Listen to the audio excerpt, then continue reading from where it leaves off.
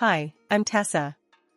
I've always been the kind to keep my head down and work hard. It's paid off. I landed a job at a major trading company right out of college and clawed my way up from there.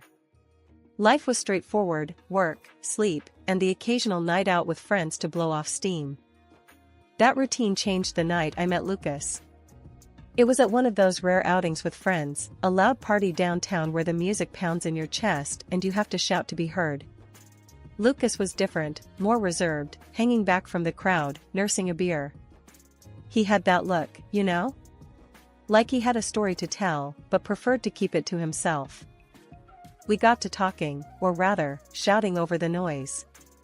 Turns out, we both shared a distaste for these kinds of loud parties, which was kind of funny, considering where we were. Lucas was easy to talk to. He had this straightforward way about him that I appreciated right off the bat. Not really my scene, to be honest. He yelled over the music, a small smile playing on his lips. "Then why are you here?" I asked, genuinely curious. "Trying to keep my cousin happy. She dragged me out tonight," he admitted, rolling his eyes slightly. "Sounds like a good brother," I replied, nodding in approval. We ditched the party early, opting for a quieter bar down the street where we could actually hear each other. That night we talked about everything, from our jobs to our taste in movies. Lucas mentioned his previous marriage almost in passing. "It didn't work out. She wasn't faithful," he said simply, his voice flat. "But that's the past." His honesty caught me off guard, but it also made me respect him more. We started seeing each other regularly after that night. Things moved fast, and it wasn't long before we were talking about a future together. After Lucas and I decided to make things official, he was eager to introduce me to his mother, Susan. We planned a Sunday brunch at her place, and I remember feeling a mix of excitement and nerves. I wanted to make a good impression. As we pulled up to her tidy, two-story house, Lucas turned to me with a reassuring smile. "Don't worry, it'll be fine. Just be yourself," he said, squeezing my hand. The moment we stepped inside, I was hit with the smell of bacon and eggs. The house was spotless, every item in its rightful place, which told me she probably spent the better part of the morning cleaning and preparing for this. "Lucas, my boy." Susan's voice rang out from the kitchen, followed by her appearance in the doorway. She wiped her hands on her apron as she approached us. Her gaze landed on me, and it felt like she was trying to x-ray my soul. "And you must be Tessa. Heard a lot about you." "Nice to finally meet you, Mrs. Thompson," I said, extending my hand. She shook it, her grip surprisingly firm. "Call me Susan." Mrs. Thompson was my mother-in-law, and I couldn't stand her. Her blunt statement threw me off, but I laughed it off. "All right, Susan it is." We sat down at the dining table, which was meticulously set with fine china and crystal glasses, an indication of how important this meeting was to her. Susan served us, then took the seat across from me, her eyes never straying far. "So, Tessa," she started, cutting straight to the chase. "Lucas tells me you're quite the career woman." "Trading, is it? Sounds like a man's world." I wasn't sure if it was a compliment or a jab. "Yes, it's trading, and it's for anyone who's good at it," I replied, keeping my tone light.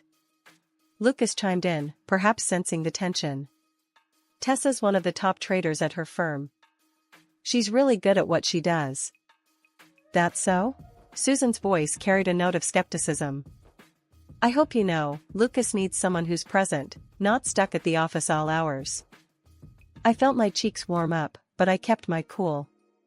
I manage my time well. Lucas and I have plenty of quality time together. Susan hummed, poking at her food. "We'll see." I remember Lucas's ex was always busy too, until she was busy with someone else. Lucas's fork clattered against his plate. "Mom, that's enough." "Oh, relax. I'm just making conversation," Susan said, waving a dismissive hand. She then turned her attention back to me. "Tell me, Tessa, do you cook? Or should my son expect takeout every night?" "I love to cook," I said, forcing a smile. Lucas can vouch for my lasagna. Lucas nodded vigorously. It's true. She makes a mean lasagna.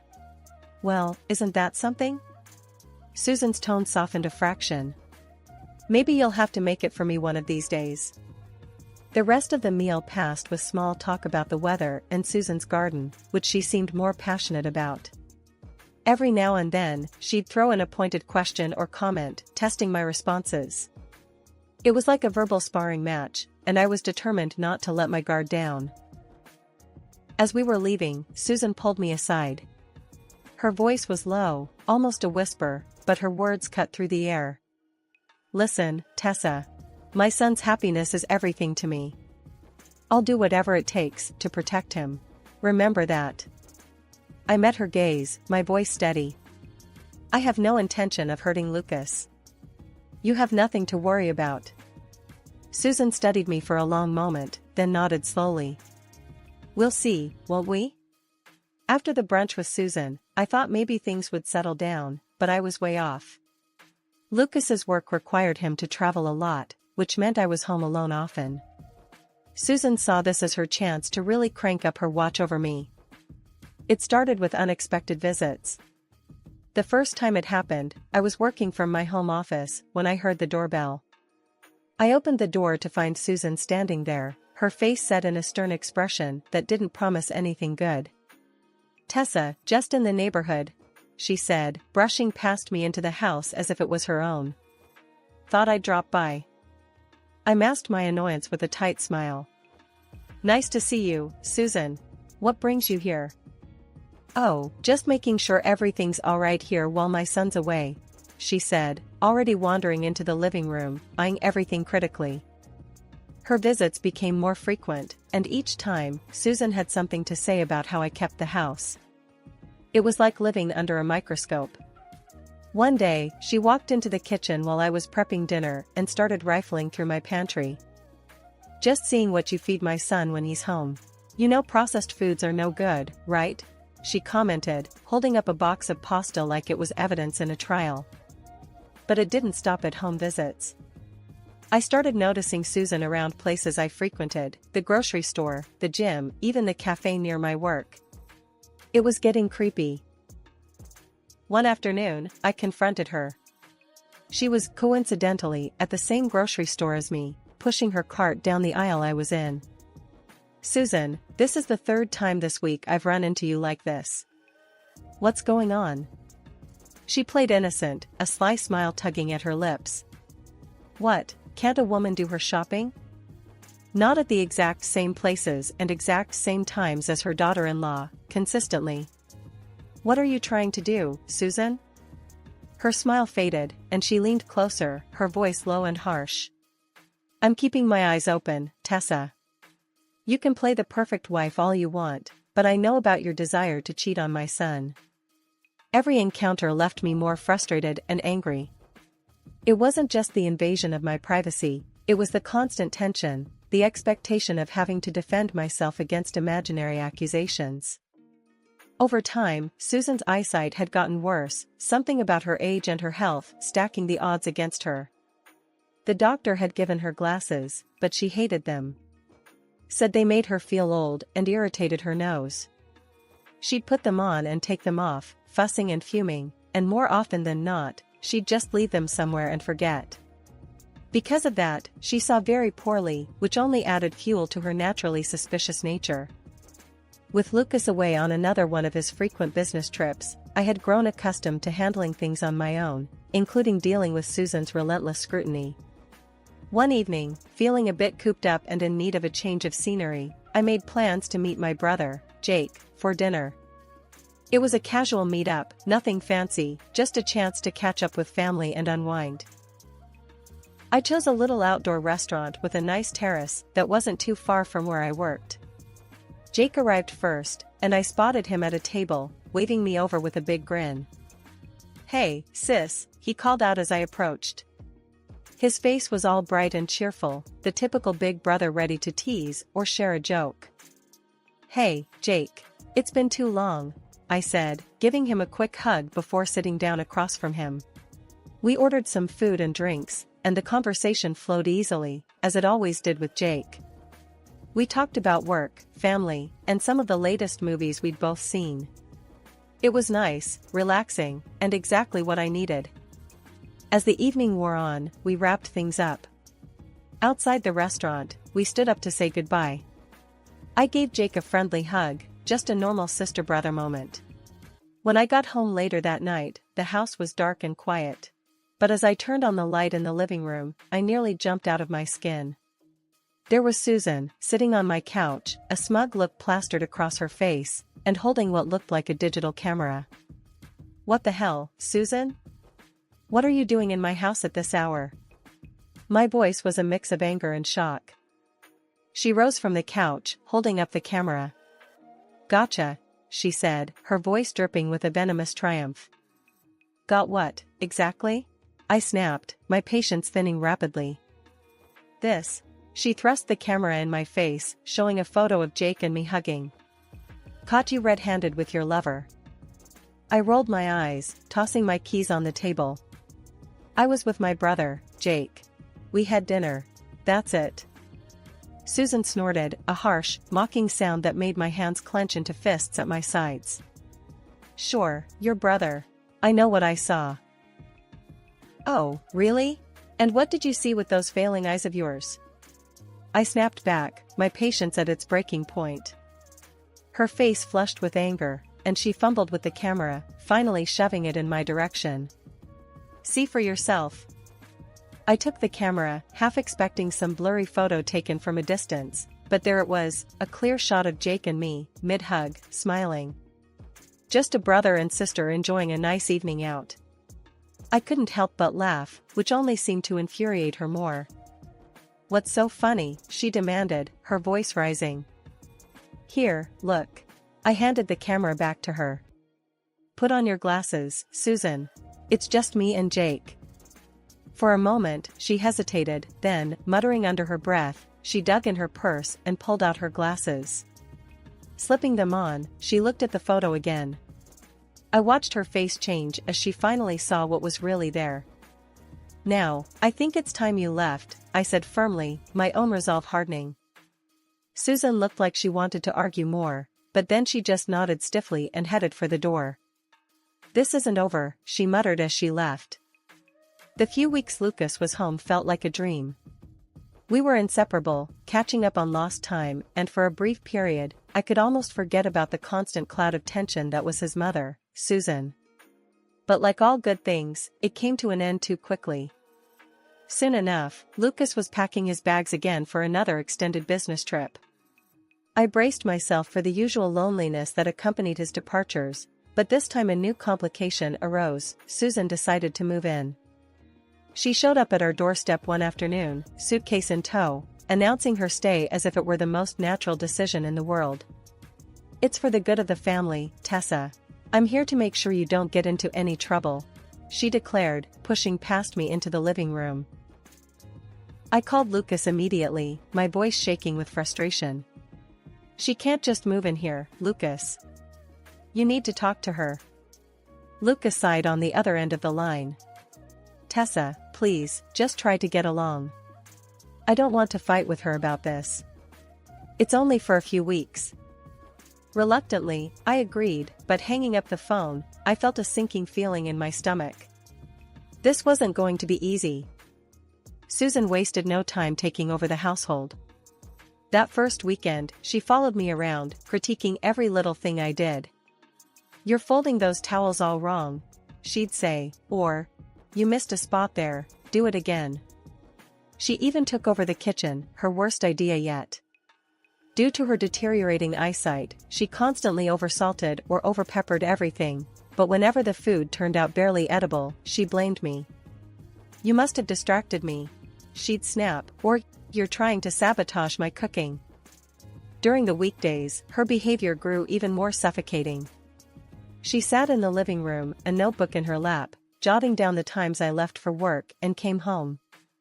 Any time I was delayed, even by traffic, she'd greet me with a sneer. "Late again, Busy day or busy boyfriend?" "It was traffic, Susan. Like it is for millions of people every day," I'd retort, my patience fraying at the edges.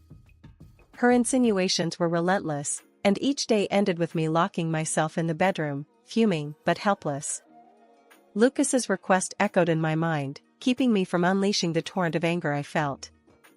A month into Susan's invasive stay at our house, I finally got the news I'd been waiting for, a promotion at work. This wasn't just any promotion. It came with the opportunity for training at our company's main branch in another city.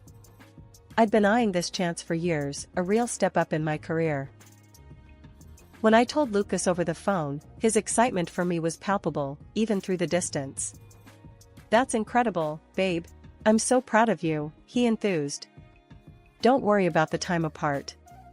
It'll fly by, and we'll be back together before you know it." Despite the distance and the issues with his mother, his support was unwavering. It bolstered my spirits, filled me with warmth and determination. But then there was Susan. I broke the news to her one evening, trying to keep the conversation light and straightforward. "Susan, I've been promoted. I'll need to go to another city for a while to train," I explained, hoping to sound as nonchalant as possible. Her reaction was as expected, sour and accusatory. "So, you're running off to another city now? What's really there, Tessa? A lover?" she spat, her words dripping with venom. I sighed, frustration bubbling inside. "It's for training, Susan. There's no lover." "Why is that so hard for you to believe?" She snorted, her expression twisted in disbelief. "Sure, training. Just convenient timing, isn't it? As soon as Lucas is gone, you find a reason to leave too." I shook my head, unable to hide my irritation. "Believe what you want, Susan. I'm going, and that's final." With Lucas's blessing ringing in my ears, I packed my bags that night, eager to escape the oppressive atmosphere of my own home. Susan's persistent mistrust and conspiracy theories had drained me, and the idea of a few weeks away felt like a breath of fresh air. Once I settled into my temporary apartment in the new city, the sense of freedom was palpable. No Susan lurking around every corner, no insinuations or bitter comments at every turn. I was doing well in training, making new connections, and actually enjoying my evenings in peace. I found myself thinking, more than once, how pleasant life was without Susan watching my every move. But then, one ordinary afternoon as I returned from a session, my phone pinged with a new voice message from Susan. The content of that message turned my newfound peace upside down. "Tessa, I hope you're enjoying your time with your lovers, because you won't have a home to come back to. I've taken care of everything. The house is sold. Stay where you are, for all I care." Her voice, cold and triumphant, sent chills down my spine. I replayed the message, my mind racing. It couldn't be true. Lucas hadn't mentioned anything, and he owned the house, nothing could be done without his signature. Yet, the malicious glee in Susan's voice couldn't be ignored. What had she done? I called Lucas immediately, panic edging my voice, but the call went straight to voicemail. With him still on his business trip and likely in meetings or on a flight, I felt helpless, stuck in another city, the seeds of doubt Susan had planted now sprouting relentless anxiety. As the days passed with no return call from Lucas, my mind conjured up all sorts of disastrous scenarios. Had Susan forged his signature? Was it even legally possible to sell the house like that? The questions tormented me, gnawing at my focus and sleep. Despite the turmoil, I forced myself to continue with the training. I had worked too hard to let Susan's potentially empty threats derail my progress here. By the end of the training program, I was mentally exhausted, not just from the courses, but from the emotional roller coaster Susan had sent me on. I walked into the house, my mind still reeling from the chaos of the past few weeks. There, in the middle of the living room, stood Susan, squinting at me as if she couldn't quite make out who I was. She wasn't wearing her glasses again, which explained the unsure look on her face. But as I got closer, her expression shifted to one of smug triumph. "Welcome back, Tessa," she said, her voice dripping with a venomous cheerfulness. "I have some news for you." I dropped my bag by the door, bracing myself. "What now, Susan?" She thrust a stack of papers at me. Here, read this. It's all settled. The house has been sold. You don't belong here anymore, or in this family for that matter. Her words were cold, calculated. Her claim was so outrageous that for a moment, I was too shocked to speak. What are you talking about? Lucas would never agree to sell our house without discussing it with me first. Oh, but he did. And he's tired, Tessa. Tired of your endless affairs, she added, a harsh edge to her voice. I snatched the papers from her hands, my heart pounding as I flipped through them. My eyes scanned the document quickly at first, then more carefully as something caught my attention. A laugh escaped my lips, not from amusement but from sheer disbelief. Susan looked at me, puzzled and clearly irritated. What's so funny? Here, I said, pushing the papers back into her hands. Put on your glasses and read it aloud. Read what you've signed. Reluctantly, she fumbled for her glasses, put them on, and started reading. This agreement, made and entered into this day by and between. Her voice faltered as she continued, the realization dawning slowly. This isn't a sale contract. It's a loan agreement for consulting services? Yes, Susan. That's right. You didn't sell the house. You signed up for a high-interest loan from some scam artists who took advantage of you. Susan's face went pale, her hands trembling as she held the document. But I thought I was selling the house. There was an ad in the paper, and the man was so convincing. He said it could all be done without bothering Lucas with the details, that it was better this way. You thought you'd sell my house out from under me? Without even a real check on what you were signing? I was incredulous, anger and disbelief warring within me. Tears started streaming down her face, her earlier composure crumbling. I just wanted to protect my son from you and your infidelities. I didn't mean for this to happen. I forgot my glasses, and everything seemed so legitimate. I stared at her, the weight of everything she'd put me through bearing down on me. Susan, you have gone too far this time. You need to leave. Now. With a heavy heart but a clear resolve, I watched as Susan packed a few belongings into her bag, still sobbing, still muttering apologies. As she walked out the door, I felt a mixture of relief and sadness. When Lucas returned from his business trip, I had a lot to tell him. As soon as he put down his bags, I started to unload everything that had happened, from Susan's attempted deception to the fake documents. He listened, his face growing tighter and more serious with every detail I shared. After I finished, he was quiet for a long moment, just staring at the ground. Then, he looked up, his jaw set. This is unbelievable. It's time we taught Mom a serious lesson. What she planned to do was way out of line, he said, his voice firm and angry. However, the next day, after a tearful confrontation with Susan, where she pleaded ignorance and desperation, Lucas decided we needed legal advice. We consulted a lawyer to understand the full implications of what Susan had done. The lawyer was pretty clear. From a legal standpoint, your mother-in-law voluntarily took out that loan and signed the contract. She's liable for the repayment, he explained in a no-nonsense tone. Susan's face when she heard that news was something I could never forget. She had thought she could manipulate her way out of the situation, but reality hit hard. She was on the hook for a significant amount of money, and there was no easy way out. She had to find a job, and fast. Within weeks, she started working 2 shifts, just to make ends meet. With Susan now occupied and no longer having time to meddle in our lives, Lucas and I finally found some peace. We decided it was a good time to take a break, to give ourselves a chance to heal and bond again after the chaos. We went to Hawaii for a second honeymoon, and it was blissful. We talked a lot about our future during those long, leisurely walks along the beach. I think we're ready to think about having a baby, don't you? Lucas said one evening, the sunset casting warm glows on his face. I smiled, feeling a mix of excitement and nerves. Yes, I do. Let's enjoy being us for a bit longer, and then let's go for it. Sounds perfect, he replied, kissing me gently.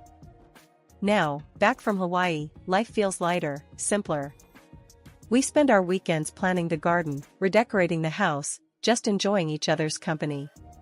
Lucas supports me in everything, including my career and our future family plans. We've discussed timelines, how we're going to manage our work-life balance, and how excited we are to be parents. It's a new chapter for us, one that's filled with hope and looking forward.